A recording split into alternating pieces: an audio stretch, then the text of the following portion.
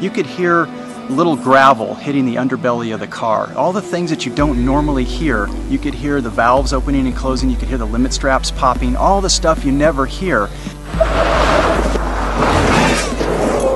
The thing's gorgeous. I mean, it's one of the best looking buggies, and the fact that it's electric has already drawn an insane amount of attention.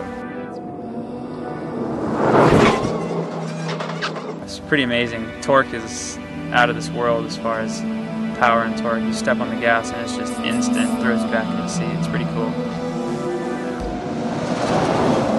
Just rolling 10 miles an hour and nailing the throttle, and it pulls the front wheels off a 5,000-pound vehicle on the street. That's pretty impressive.